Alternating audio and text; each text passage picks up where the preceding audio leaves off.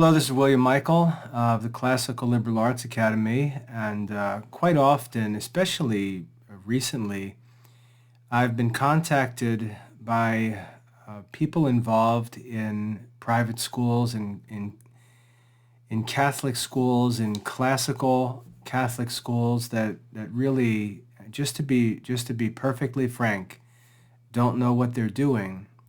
Um, I've received contacts from board members, from teachers, staff members, um, principals asking for help understanding what true classical Catholic education is and how schools can implement it, how schools can reform themselves and improve, because there's a desire for a renewal of Catholic education, but there's just too much ignorance of what classical Catholic education is, and usually um, these folks run into videos of mine on YouTube where they either see me explaining things or teaching the classical curriculum directly, and then they know that what they're doing is a shallow and sometimes just flat out wrong idea of classical Catholic education. So more and more, I'm being called upon to offer consultation, and I want to do everything that I can to help Catholic schools, and I don't want to charge anything for this. So what I'd like to try to do is offer some more practical help, giving schools, existing schools, some advice on how to think about the problems in private schools, because they're numerous and they're serious. They're fundamental problems where these private schools are never going to work. They're just going to continue to struggle to survive. They're barely going to exist except for, just to keep themselves in existence. It's going to be filled with what I call poor teacher culture, where you've just got this mob of underpaid, overworked, unqualified, usually young teachers trying to do things they're just in no way prepared to do. And everyone's standing around expecting some sort of, revival of saintly learning, and it's just not realistic. So for those who are interested in, real reform, real renewal, who really want to get into practical issues and problems, and let me just say the first thing I'd recommend is on the Classical Liberal Arts Academy website, there's a book. It's not really a book. It's really just a collection of lessons that I taught about 15 years ago, but they were gathered together into a book, and it's titled Understanding Classical Catholic Education. It's a great place to start, and I mean start. It's a great place to start. Those lessons were given to homeschooling parents. They're very, very simple, but I think they're helpful, and they introduce lots of issues that modern Catholic teachers and school administrators are ignorant of, even those who come, strutting in, claiming to be classically educated and all this nonsense coming from Thomas Aquinas College, or, these liberal arts colleges where they have great books programs, and graduates walk out of those programs imagining that they have classical Catholic education, and it's just a scam. I've explained this before. That really has nothing to do with classical, any kind of historical Catholic education. It's unfortunate, and it causes so much more confusion than there should be, but that's just the way it is. But if you want a place to start, that book, it's very simple. I think it's very easy to read.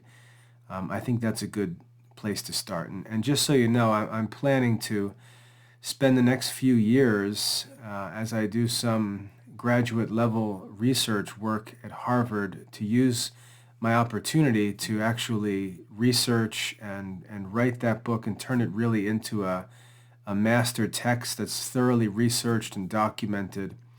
I really think that book, when it's developed realistically, not as it is now, but when it's developed with all the detail that I intend to add to it, I think that's really going to be sort of my life's contribution to the renewal of Catholic education. But anyway, as it is now, you can download a free copy off the Academy website at classicalliberalarts.com. You'll see the image for the free book right on the front page. It's a good place to start. But some of you may have already read that book. You already know the gist of what that book introduces in terms of the history and principles of classical Catholic education. And you're already on board. Maybe you're already in the Classical Liberal Arts Academy studying. Maybe you've been in live classes with me, and you're just ready to really rip it up and get to the practical stuff. Well, this afternoon, I came home from Mass, and I just had artistic spurt this afternoon, and put together an image that I think provides a helpful illustration, sort of a working diagram to visualize what a classical Catholic school would look like. And what I think is what is unique about it, or important about it, is that it's what a classical Catholic school would look like in the 21st century, because we have to avoid this stupid tendency to talk about historical details and historical situations and ignore our actual responsibility, which is to serve our present generation. So I think what's helpful about the illustration that I gave is that with a little bit of creative reflection, you can understand how it would apply to modern circumstances. And, unfortunately, it also highlights what's the real problem with modern private schools, modern Catholic schools. And I'd like to share this illustration with you and talk about it a little bit. As for where you can find it, I'm going to actually share real quick. If you're not familiar with this is my personal blog. This is not the Academy website. This is my personal blog. You can see the address is WCM. Those are just my initials. WCM.classicalliberalarts.com.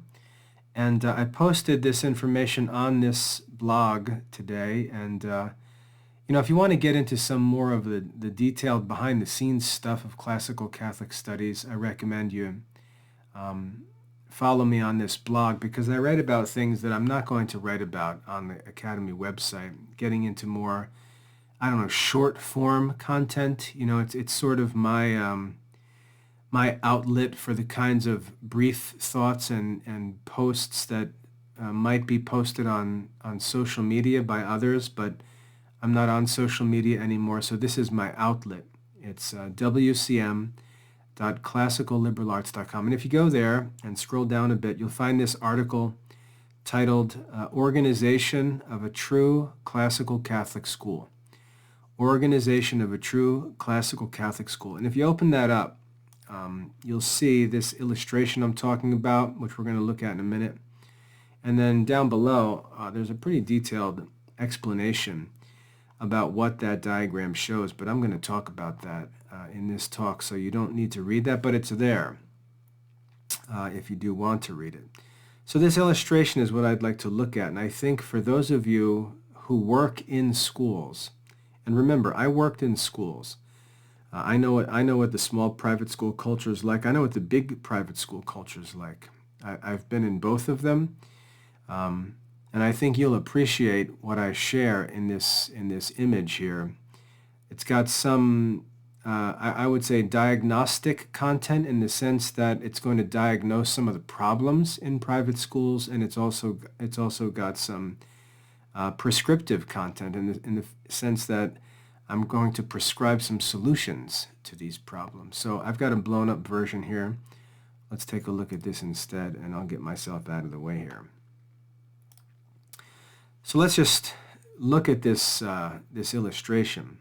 Down below you can see the families, and all of the parents and their children, and they're bringing these children to a school. And schooling is not necessary because everyone can study privately.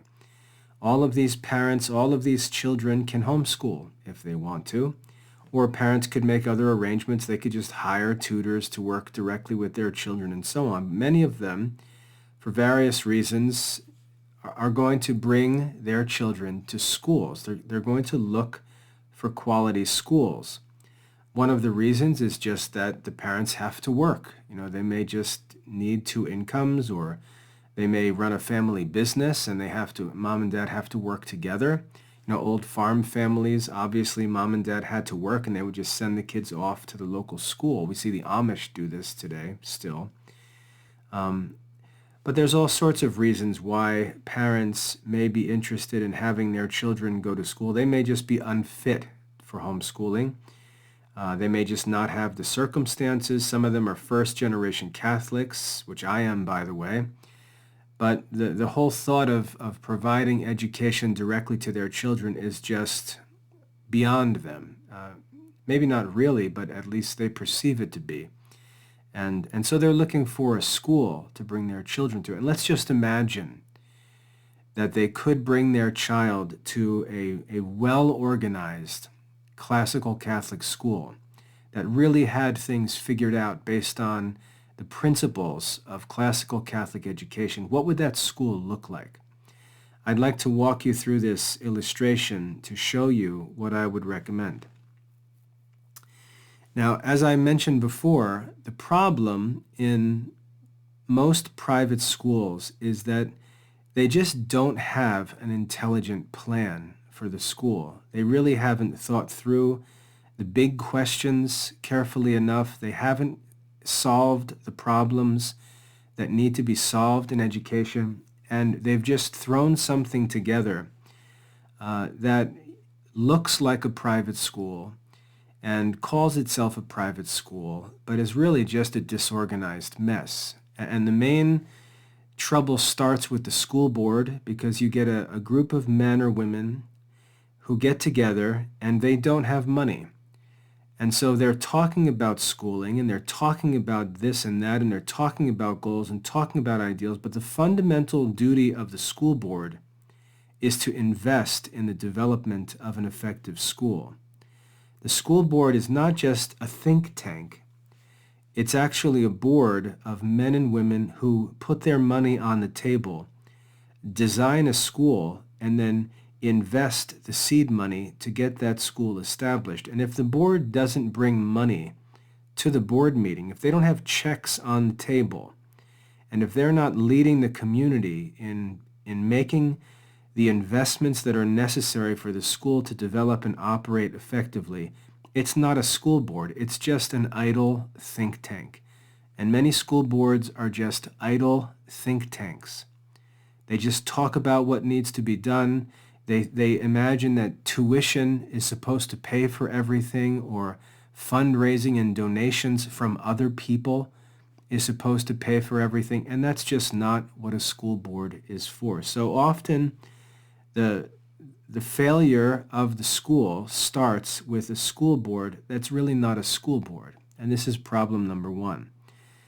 Secondly, the school board needs, one of their principal tasks is to hire someone to serve as the head of the school who is a true headmaster, who brings all of the knowledge and the expertise in himself to the school. And basically, the first investment that the school board needs to make is in such a person, a head of school who is sort of the embodiment of the school, who's like a walking classical Catholic school. That's what the headmaster is supposed to be. And if there were just 4 or 5 students, the headmaster might do the whole work by himself. But the idea is that there's going to be a larger number of students. And so the headmaster is going to need some help. And this is where the rest of the development of the school comes in. But the headmaster should be something of a self-sufficient schoolmaster who could do the whole thing himself, has the whole curriculum in his mind, is a master of the curriculum, understands the practical aspects of the curriculum, and basically ensures that the school is going to be successful simply by bringing him on board. And the first mission of the school board is to find such a headmaster and bring him on board. That's their primary role, and then leave the academic work to that headmaster. The job of the board is to take care of all the other issues: facilities, fundraising, community activities, legal issues, financial and accounting issues, and so on. That's what the school board's supposed to take care of, because their goal is to leave that headmaster free to focus on academics and just have him truly be a headmaster, a teacher, the head teacher of the school. And you'll know as I describe this that most school boards fail to do this, and the school is doomed from the beginning. They don't have such a headmaster. What they do instead is the board imagines that they're going to hire someone that they're going to call a headmaster who's actually just a board member, really just an administrator. He's going to raise funds. He's going to be the MC at school events, community events. He's going to, represent the school at the front door on the first day of school. He's going to greet the parents, solve problems, be a disciplinarian. That's not a headmaster. And this is where these schools fail. They don't have a headmaster. Even though they've got someone called headmaster and they're paying someone to be the headmaster, the school doesn't actually have a headmaster. And that's problem number one. And I'll get to what the headmaster actually is for a classical Catholic school in a minute. But I wanted to focus first on the problem that begins with the school board and their failure to actually do the work of a school board. That's the biggest problem in most private schools, and I would say it's the reality at most private schools. The school board is acting like a think tank rather than an actual school board. They're not finding and recruiting and securing the headmaster, who really is the key to the whole school's success. They've just got chaos from the top down. And they usually have an incompetent person hired as the headmaster who, he may have college degrees, he may have a state license, he may have graduate degrees, all this meaningless nonsense, but he's not a headmaster. And that's the problem with the school. There's just no intellectual, academic leadership. The headmaster is not the model of the classically educated Catholic contemplative leader that all of the students and faculty should look to as the goal of classical Catholic education. So that's problem number one, the school board. Now, when you think about what schools do in most situations, it's just all mindless. This is what just drives me crazy about it. They organize a grade level school. So they just think they're going to start like a K-12 school, and they think it's so brilliant to think that, well, we're just going to start with like kindergarten, first grade, second grade, then we'll add third grade. We'll eventually get up to eighth grade, and we'll just keep going and developing the program until we get up into the high school years, and then we'll have a whole school. And we'll just develop it like this from the bottom up. So we need to hire second grade teachers and first grade teachers. But the question is, who's actually guiding the long-term plan for this school? What we find is there is no actual long-term plan. It's not being designed from the top down. It's being designed, if it's being designed at all, I should just say it's being built from the bottom up.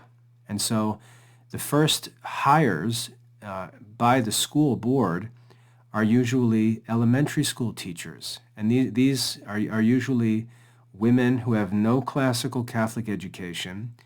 Usually they're just some well-intentioned souls looking for some honest work, trying to do good. They see teaching as a vocation. They're excited to help children, but they're not teachers. And there's no real plan. The school hasn't developed a curriculum. There's no plan for what the school's going to do in the long term. The headmaster is not doing his job. He's just hiring grade level teachers.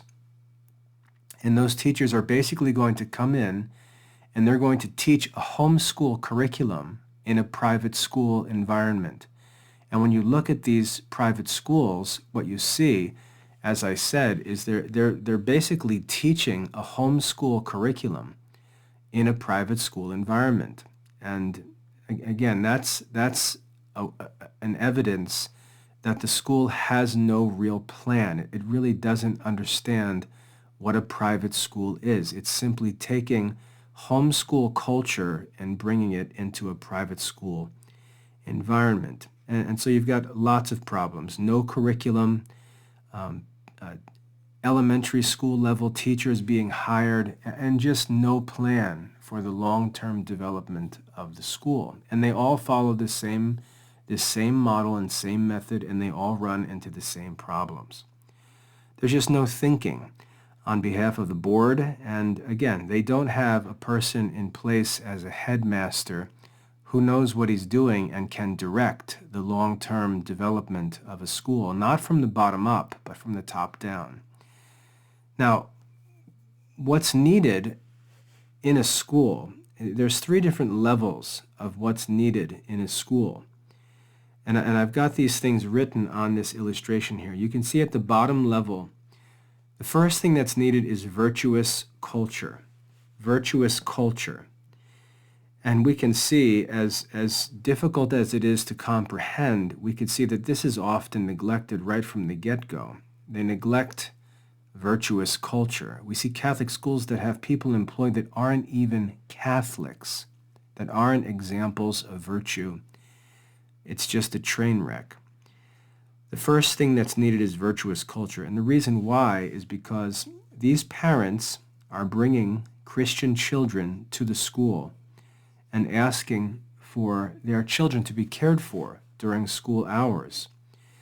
And so what the school needs to be, first of all, is an institution where there is virtuous culture, where these children are brought in and they're immersed in virtuous culture all day, throughout the day, from the time they're dropped off until the time they're picked up at the end of the day. There needs to be virtuous culture. Now, in the ancient world, I talk about this on this page I just showed you. In the ancient world, parents had a pretty easy job. As long as they had resources, things were pretty easy because for younger children, a father or a mother could simply have a servant serve as a nurse and take care of young children, babies and toddlers, preschool-age children.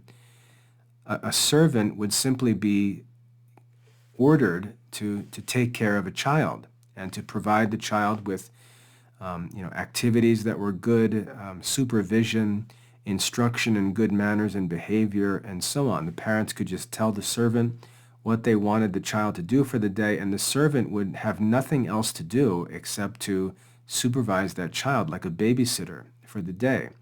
Make sure the child ate what he or she is supposed to eat, make sure the child followed a schedule, and so on. Having a servant, which was called a nurse in a nursery, made that work pretty simple. And again, in cultures where there was just sort of institutional slavery, this was not even an issue, just very easy to deal with. So there were nurses, but there was another servant who usually worked with boys because girls were rarely sent to school in the ancient world. And when boys were to be sent for their studies, their fathers would usually identify a servant to serve as what was called a pedagogue. And the pedagogue, the word pedagogue, derived from Greek, just means the leader of a child leader or a supervisor. And that's what the role of that servant was. He was instructed to simply guide that child every day to make sure that boy did what he's supposed to do. If he was supposed to go to his school to be instructed in whatever subject it might be, whether it's gymnastics or music or drawing or grammar, the pedagogue would simply make sure the boy got to the place where his lessons were and did what his teacher told him to do. The pedagogue would walk the boy to the school, would make sure the boy was obedient when he was at the school, make sure the boy was paying attention, not fooling around, would make sure the boy wasn't getting entangled with any troublemakers while he was away from home. And that pedagogue was accountable to the father to make sure that the boy did everything he was supposed to do. He was like almost like an external conscience that followed the boy and constantly enforced the will of that boy's father. That's what the pedagogue did. And then the pedagogue would bring the boy home and would really stay with him sometimes the entire day from the time he woke up until he finally went to bed. He simply worked, as I said, as an external conscience, making sure that the boy did what his father wanted him to do all day long. And the pedagogue was often given authority to discipline the child. So if the child wasn't behaving well, that pedagogue could pull out a switch and whip him and make him do what his father told him to do. So it was a serious position. But again, it was very easy for the parents to provide for the education of their children because they could simply designate servants as nurses and pedagogues to make sure that everything was done the way they wanted it to be done. All they needed was to have good teachers available that they could send their children to, and the pedagogues would take it from there. Now, things are a little different today because of modern transportation. Modern transportation makes it easier for the parents to bring the children to a place where a person can supervise them all day. And so the school, I don't want to call them teachers because they're not, the pedagogue was not the teacher. The nurse was not the teacher. I want to just call them pedagogues because what we're basically doing in a modern school is parents are bringing the children to a place and leaving the children with an adult who is going to supervise and care for that child during the day. And that person at the school is fulfilling the role of a pedagogue. Again, these people should not be considered teachers, just as the pedagogue was not considered a teacher. What they really need to be are pedagogues. What they really need to be are models of good behavior, models of virtuous culture, whose principal job is to develop an environment, let's say their classroom, to develop an environment that just oozes with virtue, where the children are brought in and they're just immersed in an environment where the air, spiritually and intellectually speaking, is healthy and pure. And these characters are common in church communities, but they're often not considered teachers. They're often not academic. And in my teaching history, I've worked with a number of women, usually elementary level teachers. And again, I want to put the word teacher in quotations because they really weren't teachers. They were employed by the school as teachers, and they were not good at teaching subjects, but what they were good at was they were just models of virtue, and they just sort of oozed Christian character. And it was good for the children to be with those adults because those adults had a personality that was just beautiful and charitable and virtuous and wise and patient and just good. When I talk to my wife about them, I say their character is just like honey. They're just good people. It's good for children to be with them. And that's really the culture that the children need in terms of this idea of the pedagogue. Just really good, radiant Christian people who influence children and make them virtuous. They teach them good manners. They model proper behavior. Everything about them is attractive and good and wholesome. That's really what's needed as the person who is responsible to care for the children throughout the school day. And you can see, as I've got on this illustration here, there would be a number of them depending on how many children there were, their ages and things like that. But the children would be grouped or arranged into groups, and they'd be cared for throughout the day by what I would call a pedagogue who's just responsible for their behavior and well-being all day long, from the time they're dropped off until the time they leave. And these people would not be academic teachers.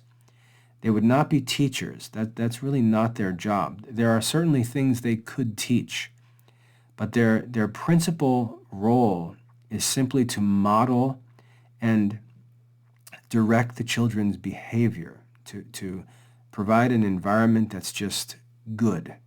It's that simple, just to provide an environment that's good and wholesome and happy and comfortable and peaceful and charitable and so on. Those are the pedagogues. We might think about them as, let's say, homeroom teachers. If you went to school and had a homeroom teacher, and the homeroom teacher was sort of like the teacher that was responsible for all of the laundry and housekeeping issues at school. Think of these pedagogues more as homeroom teachers who manage the children in their group all day long, take responsibility for their behavior, communicate with their parents, know what they're supposed to be doing, know what's going on in their studies, which I'm going to talk about in a minute, and serve like a pedagogue as an external conscience, just always present with the children, helping them to do what their parents want them to do. That's the role of a pedagogue. This is a role that modern private schools neglect, and what they try to do is they try to hire someone who's both this pedagogue person, but also a subject teacher, and it doesn't work.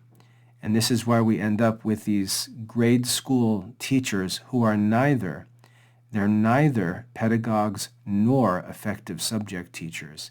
And yet they're being paid by these schools, and what the schools get is actually neither of the necessary services that the children need. They're two separate activities, that of the pedagogue and that of the actual teachers.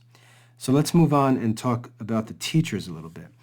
In this second group above in red, you can see that there are teachers listed, and you might be surprised to see the subjects that are listed under these teachers, because they're all modern school subjects. We see English language arts, foreign language, modern math, science, social studies, music, and art. And like I said, you might be surprised to say, hey, I thought you were a classics guy. Why in the world do we have teachers with all these modern subjects? Well, there's an important reason for that. It's because we live in a society that has compulsory education laws. Compulsory education laws establish requirements that schools need to lead children to fulfill. I always use the verse from the Gospels where Christ says, "Give to Caesar what is Caesar's and to God what is God's," as a way to understand the double responsibility we have in education in American society. Because we live in a country that, unlike any other country in history, has compulsory education laws where there are minimum requirements for all American children. And these tend to relate to practical, modern subjects.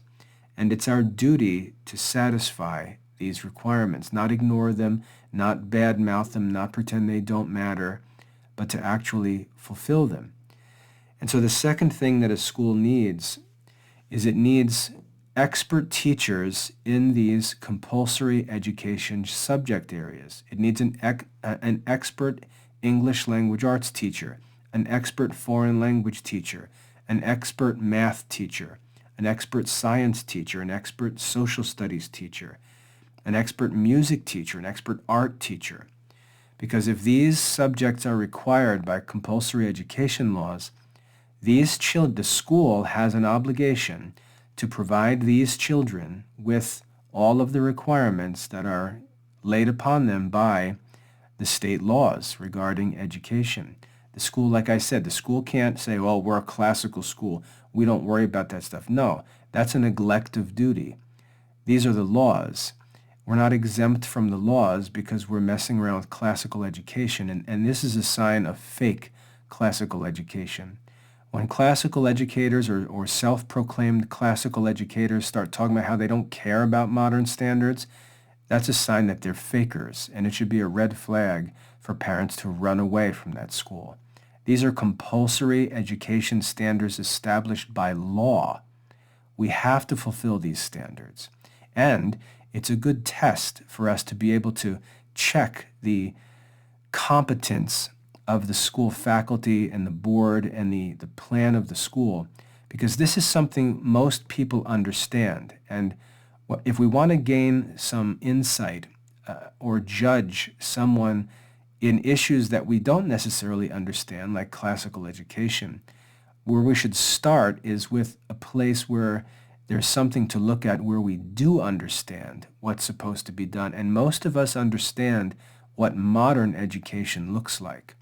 And that should be a place where we examine and evaluate the competence of the people at the school by whether or not they can, knock compulsory education requirements out of the park. That should be easy for really skilled, good teachers. But notice the difference here. We're not asking every single person who works with the children to be a subject teacher. We're looking for subject teachers who would teach across the grade levels their subject. They would employ their expertise in their subject area and take responsibility for the instruction of students in that subject area across the different age or grade levels. Now, if you went to a public school or maybe even a private school, you know that schools already do this, but usually they do it with electives. You may have had an art class where the art teacher taught all the children in the school. There was a 5th grade class taught by Mrs. Smith, and then there was a 6th grade art class, and they went and were taught by Mrs. Smith. And Mrs. Smith was the school art teacher, and every different grade level went in and had their art lessons with Mrs. Smith. That's the idea of a subject teacher.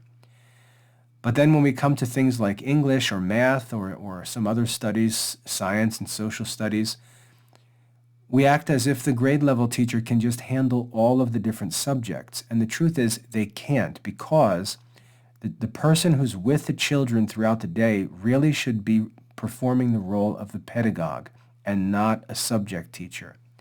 So imagine if the school saved its money and invested in just a small number of really competent subject teachers. They'd be able to provide for the subject instruction and assessment for all the children. It would be a much higher quality instruction than any of these pedagogue role players could provide. And the children would get both. They would get all the benefits of the pedagogue influence, and they would also get the benefits of expert subject teachers. And that's what's needed, because we have to satisfy compulsory education requirements, and this needs to be done as efficiently as possible. And one reason you may say, well, that's a lot of work for this teacher, isn't it? Yeah, it is. And there's something good about that. When a teacher is overworked, and I don't mean overworked, but necessarily worked to the point that a good teacher would be willing to work, the teacher has to make decisions, and the teacher's forced to be efficient.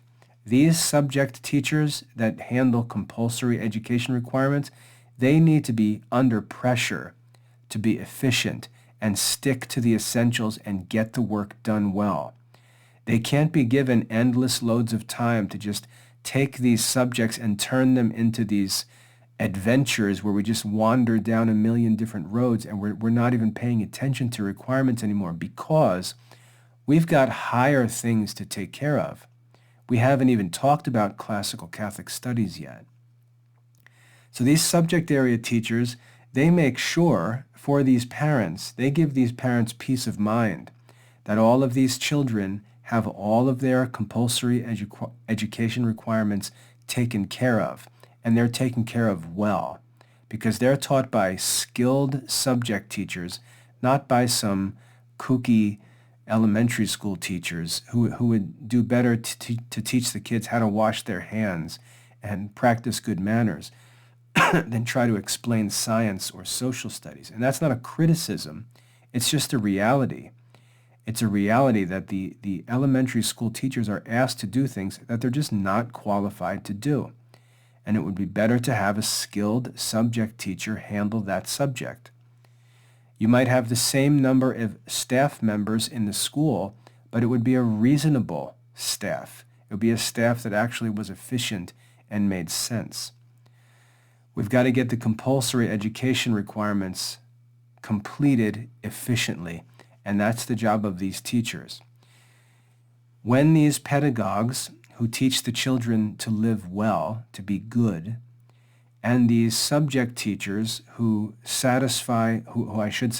lead the children to satisfy all of the compulsory education standards, both do their job, we've got a mass of students that are ready for classical Catholic education, which goes above and beyond all of the compulsory education requirements. It's not an alternative to compulsory education requirements, which is fake education, and again, a red flag. When your classical school starts talking about doing classical education instead of modern compulsory education, run for your life. We should get the compulsory standards taken care of first and put the children in position where they have all of that taken care of and they're now free to pursue classical Catholic studies. That's the goal of these pedagogues and teachers. When that's established, that's where the headmaster comes in. Now, I know it's the desire of all of these kooky, fake classical education groups to have their teacher training conferences and strut all of these people around calling themselves classical educators. It's just all a bunch of nonsense. It's cringeworthy nonsense.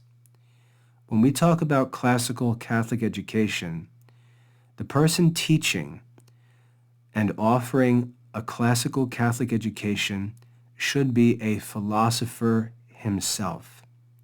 He has to know these subjects. He has to know the classical liberal arts. He has to know classical philosophy. He has to know scholastic theology. He has to know and have a mastery of the entire classical Catholic curriculum.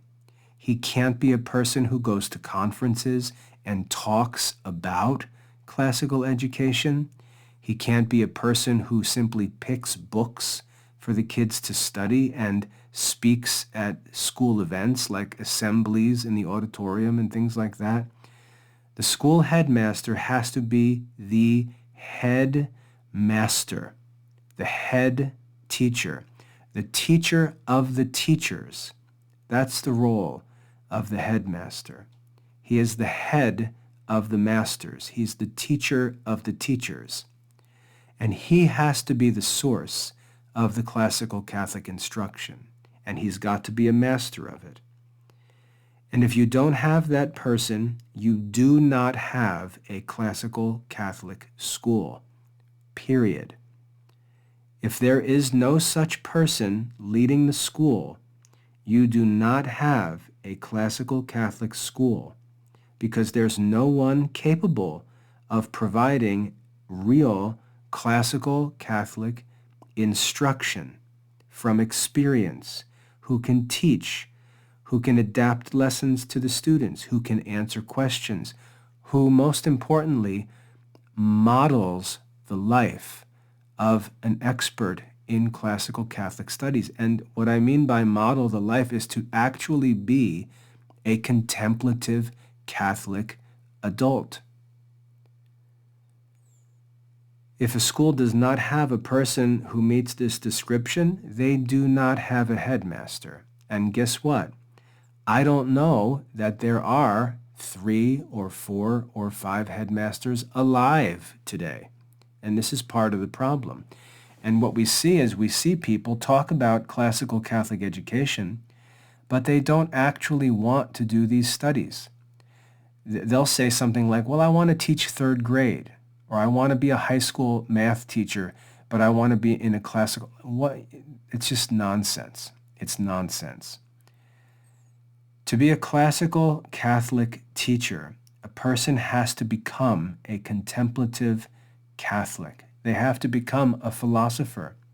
They have to already have studied the 7 classical liberal arts. They have to have already studied classical philosophy. They have to know Aristotelian philosophy. They have to be able to lead high school students through the study of Aristotle's works, through the study of St. Thomas Aquinas, and be able to read it with the students, be held accountable to every line that they read in the books, and explain it where things are difficult so the students can learn classical Catholic studies as efficiently as possible. That's the purpose of a classical Catholic headmaster. And like I said, there are not many of these people alive in this generation, which is why there cannot be 1 million classical Catholic schools, no matter what anybody says, no matter how clever the marketing is, no matter how cute the decorations are, no matter how friendly the conference speaker is. It doesn't matter. You cannot have a classical Catholic school without a real classical Catholic headmaster who teaches the whole school community, the teacher of the teachers. And there aren't many of these people alive in this generation. So that's the challenge, but you can see the structure in the organization, and this idea of the headmaster is really what men should be aspiring to. Men should be aspiring not to go find jobs, not to get college degrees, although college degrees are an important part of education and certainly have a rhetorical role to play in proving one's competence. But the primary concern of a person who wants to lead a classical Catholic school should be to become a contemplative Catholic adult. A very good way of doing this that I would recommend is to become a lay Dominican. To become a lay Dominican is to become a contemplative Catholic, and it gets a man's roots in fertile soil, well-watered fertile soil, where he can grow and actually have support from the graces of that vocation. It's a good place to start. Maybe it's a good place to aim for or to aspire to. But you can see there's real-world applications of these things. There's real-world needs for people interested in this stuff. It can't just be, Mr. Jones who's decided one day that because he read some book, some paperback book, that he's now a classical educator and he loves the classical method. You'll hear all this goofball talk, classical method. I believe in the classical method. People who talk like that have no clue what they're talking about. There's no stages of learning. There's no classical method. It doesn't make any sense. Classical Catholic education can be summarized very simply as in one phrase: scholastic philosophy. It's that simple. It's scholastic philosophy. So, having said that, you can see what this image illustrates here, and that's really the model that I would recommend. So, when we consider what a school needs to become a classical Catholic school, again, if people actually read and studied the classical liberal arts, they'd understand this, because Aristotle explains this problem in Politics. He explains why countries need to be governed by laws. If anyone has read, and I'm not talking about deep studies, I'm talking if anybody has read the first 2 chapters of Aristotle's Rhetoric, and the fact that people don't know this only reveals just how painfully embarrassing the problems are. Aristotle explains in the opening chapters of Rhetoric that governments need to be run by detailed laws because there aren't many wise people alive, and we can't have cities and communities and states dependent on wise and just judges to make good decisions on every case that comes along. We can't expect men to make good judgments. And the purpose of law is to take the need in a community away from judges and have the law dictate most of the issues that come up, so that judges have a very, very limited role to play, and it's a role that can be fulfilled by a sufficient number of people to actually carry out justice in a community. Well, what we see in schools is exactly the opposite of that being done. Take that principle where we start with the realization that there aren't many wise people. There aren't many good, wise, just people to do great works. And so if you design a plan, and your plan is that, well, in order for us to do this, we need to find like 7,000 really, really wise, good, intelligent, humble, resourceful, tech-savvy, diligent, on and on and on the job requirements go. And that's a unicorn you're talking about. That person doesn't exist, or there might be a couple of them on Earth. But when you see the plan for the school depends upon this army of unicorns, you can see that it's not a responsible plan.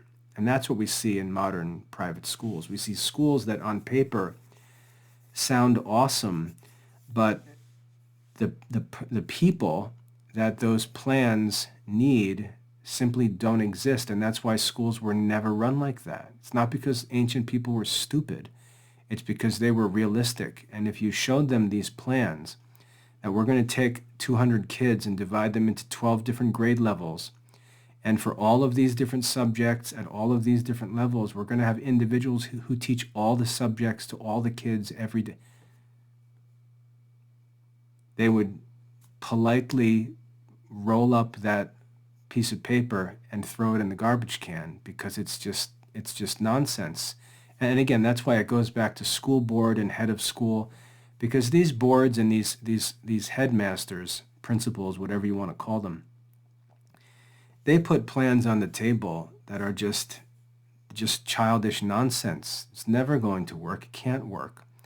And a good headmaster would know that. A good headmaster would say, "Look, I'm the kingpin of this school. Teaching needs to start with me. I need to make sure that this whole system is run from the top down, so that the ends of the classical liberal arts, classical philosophy, scholastic theology, and so on are all satisfied in the long term, and everything we do is aligned with the ultimate end of education. And I can evaluate that because I know the end, and I'm going to be the one teaching the kids at the upper end of this school program. So I can look at the second grade level, and I can look at the math teacher and the foreign language teacher and the English teacher and the art and music teacher, and I can ask, what they're doing, is it aligned with the end that this school is designed to serve, or that the school claims it's interested in serving? Or do we just have stuff going on in all kinds of directions all over the place, like a bunch of chickens running around in a chicken yard? Because that's what most private schools look like. They look like a bunch of hens running around in a chicken yard, chasing bugs, running around. That's what the school looks like.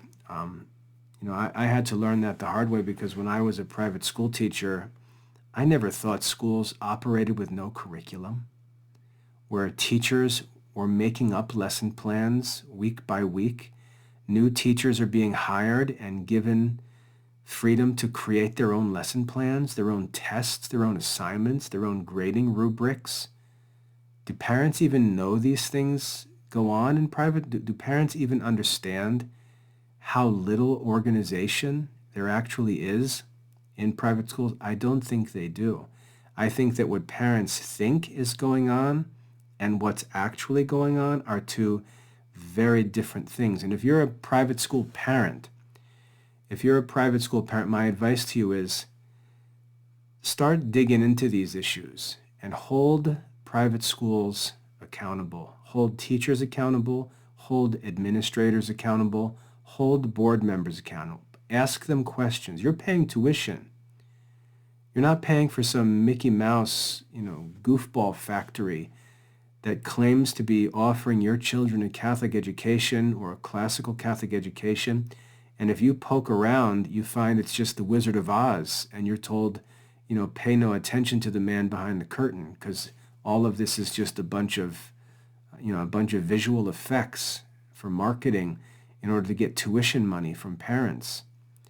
You've got to hold these teachers, and especially the school administrators and the board members, accountable, and especially the school administrators, because many of these people running these schools have absolutely no clue what they're doing. And they're just not accountable to any objective standards. Everyone's afraid. It's like the emperor's new clothes. You're asked, like, do you see it? Do you see it? And everyone's like, oh, yeah, this is classical education. You've got to ask questions. You've got to say, what do we even mean by classical? When we say classical education, are we saying that our kids are receiving an education that saints received in past generation? Are we saying that our children are being taught the way saints taught children in schools throughout Catholic Church history? Is that what we mean by classical education? Because as a Catholic parent writing a tuition check for a classical Catholic school, that's what I'm paying for. I think that what the school is telling me is that we're moving away from modern schooling because we're going back to what saints actually studied and taught when they went to school and when they ran schools. Isn't that what classical Catholic education means? And if not, can we get a definition of what we're even doing here in this school? Because how many parents even have a clue what's going on? How many of the teachers have a clue what's going on? Does the school administrator, this like so-called headmaster or principal, does he really have a clue what's going on? What are we actually teaching the kids? Is this a timeless, tested, and trustworthy method of education that we're giving these kids? Or is this just a facade? Is this just a show that we're pretending to be something that we're actually not? As a parent, you better ask those questions, because you're going to find out the hard way that you're paying thousands and thousands of dollars for people to just goof around in the name of classical education. And the reason why they do it is because they know that not only are they ignorant of these things, they have no idea what classical Catholic education really is. And the reason why that's okay is because they know that you don't either. You don't know either. And so they know they've got this sort of endless leash to play with, and all they've got to do is act confident, act like they do know what they're doing. But you know what we call a person who acts confident to basically trick other people? That word confident is where we get the word con man from. A person who pretends to know what he's doing, pretends to have wisdom, pretends to have some solution or answer for something. And that fake confidence is used to manipulate people who in their humility and honesty are not certain what the answer is. And they're sort of impressed by the confidence of another person. And so they say, well, he seems like he knows what he's doing. He seems very confident, He seems like he's pretty sure of himself, and I don't know. So maybe I should just give this guy the benefit of the doubt and just trust him. That's what a con man is. We're talking about education. And if there are these terms like classical Catholic education, these things have meanings. Classical education means that it is an education that teaches Greek philosophy. That's what classical education is. It teaches Aristotelian, Platonic philosophy.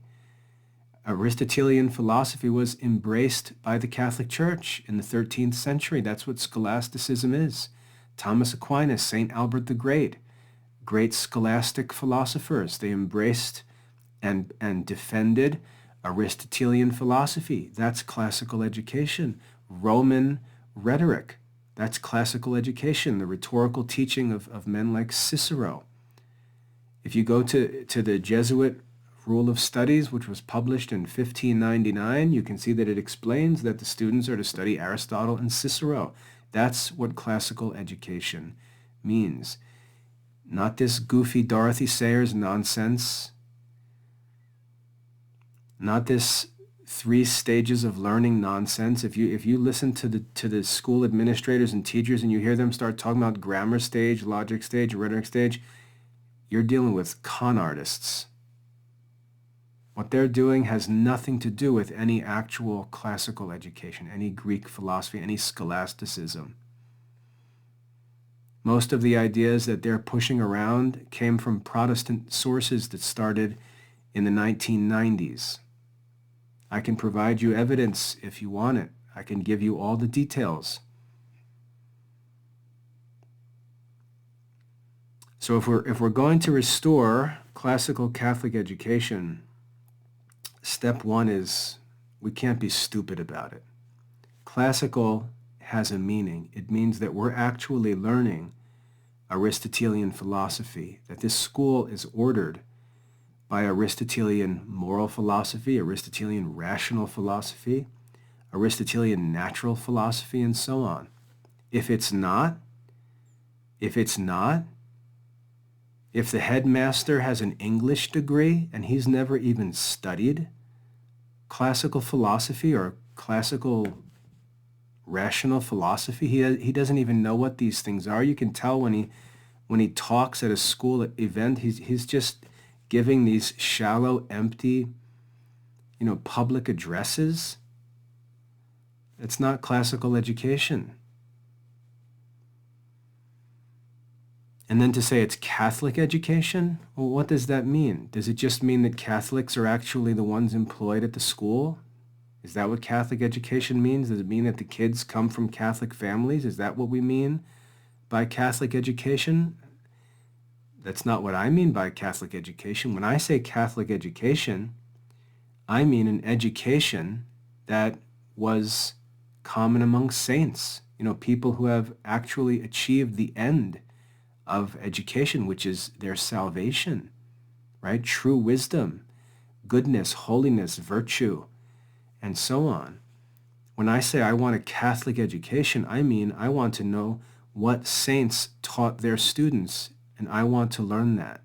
I want to know what saints were taught when they were children, and I want my children to learn that. I want to learn that.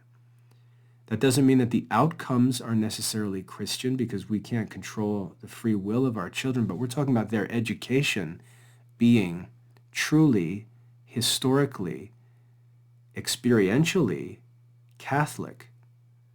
And there should be some history or tradition to it. And so classical Catholic education means an education that, if you want to summarize it really simply, it means scholastic. Thomas Aquinas, St. Albert the Great. If you understand what they taught, what they wrote, what they learned and taught, they were school teachers. They taught at the University of Paris. What they taught is not a mystery. How they taught is not a mystery. We have St. Thomas Aquinas' lectures. We have St. Albert the Great's teaching content. We know what they taught. If a school has nothing to do with that, I hate to be the bearer of bad news, but it's not a classical Catholic school. And in fact, I think it's just a scam. I really do. I think it's a scam. And as a parent who's writing a tuition check, you better figure it out. And again, remember the illustration I showed you with the pedagogues. There may be good people there. Great. There may be good people there. That's the pedagogue level, right? We need good people. But we also need modern subject teachers, because our kids have to satisfy compulsory education requirements. And we also need classical Catholic teacher. And I say teacher because we don't need 25 of them, and there's no such thing. That's just nonsense. We need one. We need one in a school community who actually knows the philosophy, knows the theology, and can direct the entire school so that everything is aligned and everything is working together from day one. In first grade, kindergarten, whenever the kids start, everything is working together and moving towards that end.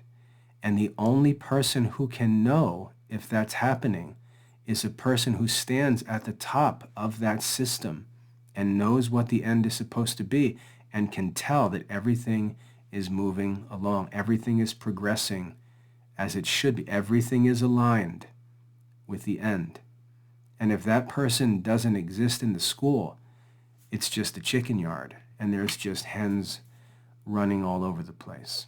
So anyway, that article, as I said, is on the website, my personal blog, wcm.classicalliberalarts.com. I'll show you that image one more time. Shows all the families here, the level of pedagogues who are needed to just create an environment of virtuous culture where kids can just be immersed in good culture. Subject area teachers, where teachers are expert in their subject areas and can make sure all of our kids satisfy their compulsory education requirements. And then at the top of all that, a real classical Catholic headmaster, a teacher of teachers, who can teach the classical Catholic curriculum himself and make sure that everything going on in the school is aligned with the end of that education. So that is the purpose of a classical Catholic school, and anything short of that, I don't care if it's a private elementary school, middle school, high school, college, if it doesn't serve the end, it's a scam. And the scams are legion today in education because it's just so easy. There's so much money to be grabbed through education. There's so much ignorance. Parents are busy, and people take advantage of it. People take advantage of the need. People take advantage of the anxiety parents have. People take advantage of what they know parents don't know. And you just have that person who's confident, who has no evidence for anything he says. You look at his resume and you see no evidence of him ever having studied these things. You don't see him teaching these things. There's no evidence that he can actually teach them. And Aristotle, by the way, said, we know that a man knows something when he's able to teach it. So if you want to know, for example, hey, Mr. Michael, do you know Latin? You should say to me, why don't you give me a sample lesson? Can I see you teaching it so that I can actually know that you know this subject? Or have you never taught it before? And if you've never taught it before, how in the world can you be the headmaster of the program? You've never taught natural philosophy. You've never taught Latin syntax. You've never taught moral philosophy. How can a person who's never taught these subjects be entrusted with the education of children if we know a person knows something by their ability to teach it? We don't even know if these people can teach it, and yet they're hired as headmasters. Why? Because the school boards have no clue. And all it takes is a confident person who's willing to say, oh yeah, I know that. Yeah, I know that. Yeah. The con man will get the job. And I would argue that many of these schools are being led by con men. You don't see them doing the real work of education. You don't see them teaching. You don't see them explaining things at the higher level. They're not holding classes for parents, leading them through these studies and explaining things. They're not open to questions. So be careful. If you're working in a private school and you'd like to try to improve your school, if you're in administration especially, I recommend you read that article that I shared, look through that illustration, and just think and ask questions. And if you want to talk about it, get in touch with me. We can set up a Zoom meeting, talk about details of your school. I'm happy to help. I know it's a mess. I know there's lots of work to do. I know you don't have any money to spare. I'm not going to ask you for money to help, but I'd like to at least be honest and talk about it realistically, because it's a mess, and this fake classical education movement is making it messier and messier, and it's grievous, and I don't know what to say other than We've got to identify the con men, identify the scams, hold people accountable, and demand answers for these things, because real classical Catholic education is available to our kids, but we can't let this nonsense go on. So anyway, I can go on forever with this, but I need to cut this off. I hope that's helpful. If you have any questions, get in touch. We can get into it in more practical detail, but I hope that's helpful. And by the way, if you want to know if I can teach these subjects, go watch other videos, because I do it every day. And one of the reasons why I do it is to show that I can do it, so you don't have to guess. I hope that's helpful. God bless.